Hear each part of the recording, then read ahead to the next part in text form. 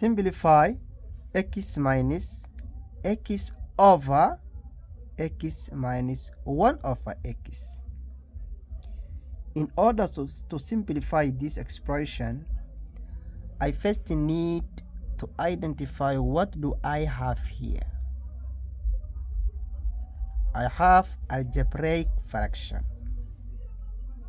Well, now you can remember the rules when working with algebraic fraction. Number 2, check what operations do you have. Here we have subtraction, division, and subtraction. In short, we are subtracting and we are dividing.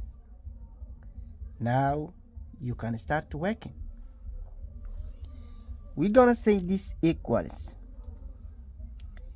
x over 1 minus x over x over 1 minus 1 over x.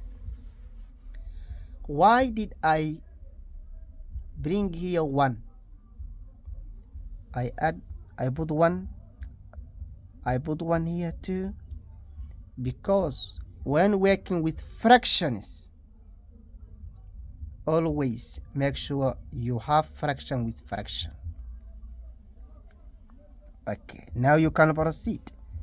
Equals x over 1 minus x over. Here I will first start working with this denominator. So I will need to simplify this fraction, and I am subtracting. That means I must make the denominators the same.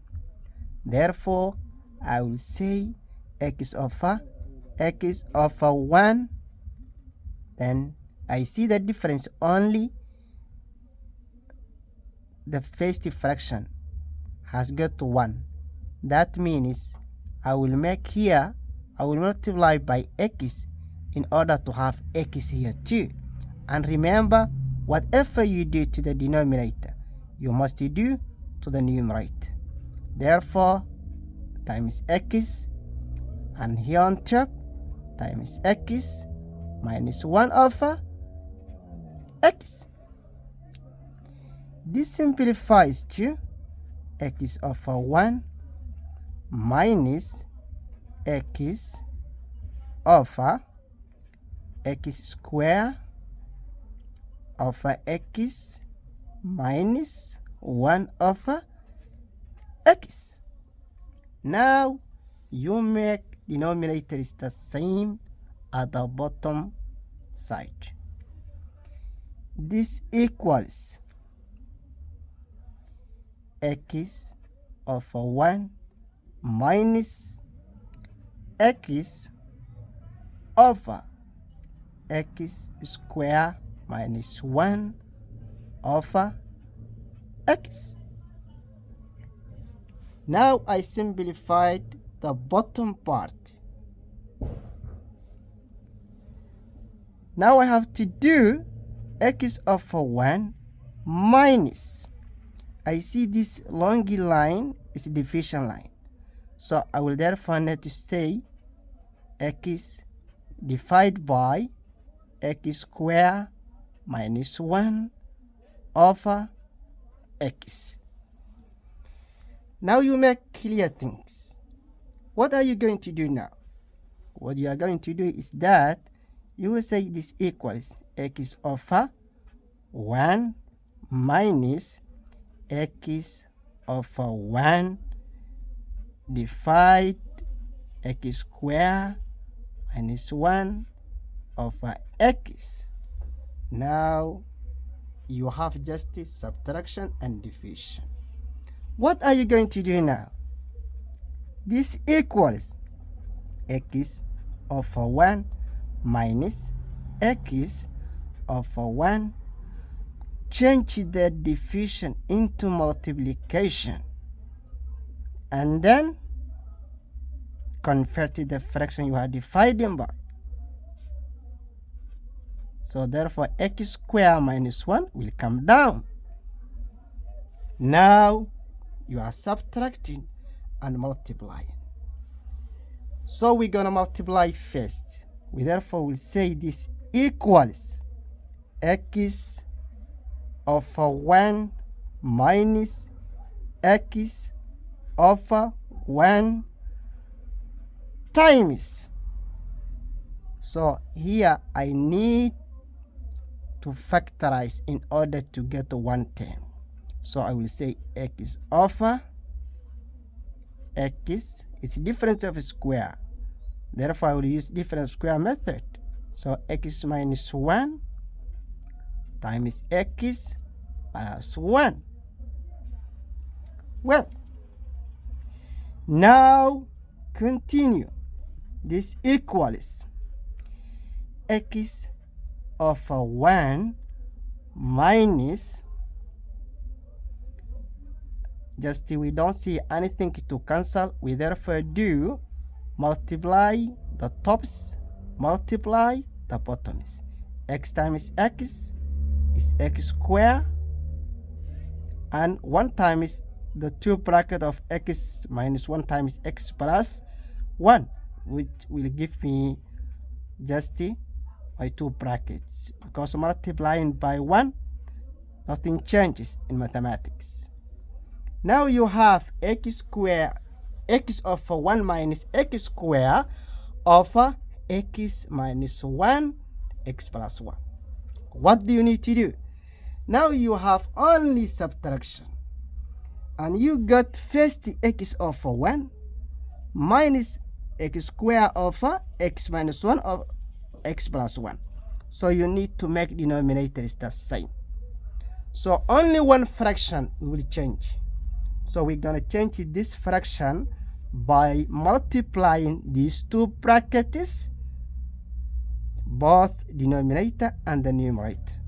We're gonna therefore say equals x over 1 times x minus 1 x plus 1, and the bottom side x minus 1 x plus 1, well, minus x squared over x over x minus 1 x plus 1.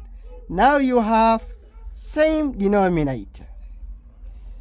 Well, we're gonna therefore simplify it. We'll say this equals, simplifies to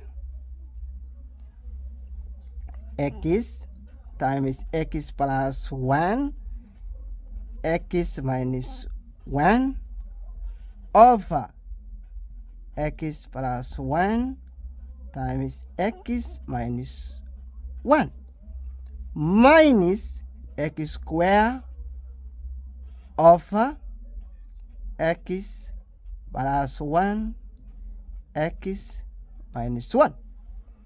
Now you make everything clear. You have same denominators. Now your step is equal x times x plus 1 times x minus 1 minus x square over, take just one denominator, x plus 1 times x minus 1. Now get rid of the brackets on top, I mean the numerator. This equals, I first will need to get rid of these brackets before I multiply this. I will say equals x times, so this is just a binomial times binomial, which means I will first need to multiply the first term in the first bracket by both terms in the second bracket. X times x, x squared, x times minus 1 minus x. Now, the plus 1 must be multiplied both terms inside the second bracket. Minus 1 times x plus 1 times x will give plus x. Plus 1 times minus 1 give me minus 1. The bracket over the bracket of x plus 1 times x minus 1, which simplifies. Now collect like terms inside the bracket on the top. This will be equal x times x square. Don't forget your x square there. X square minus x plus x give you 0. We therefore get from the bracket after collecting like terms x square minus 1 minus x square over x plus 1 times x minus 1. Now, let's get rid of the bracket by saying equals, by multiplying this x by each term inside the bracket. X times x square, x cubed, x times minus 1 minus x, and then we will have x square. That was the one we were keeping, over x plus 1 x minus 1. This equals, on top I have x cubed minus x minus x square. I will therefore write it in standard form, which is x cubed minus x square minus x over x plus 1 times x minus 1. Now, on top we have all x's.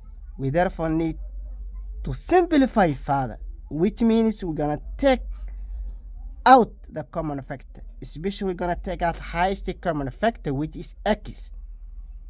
And then inside the bracket we will leave with x square minus x minus 1 over x plus 1 x minus 1. That's your final answer. Let me just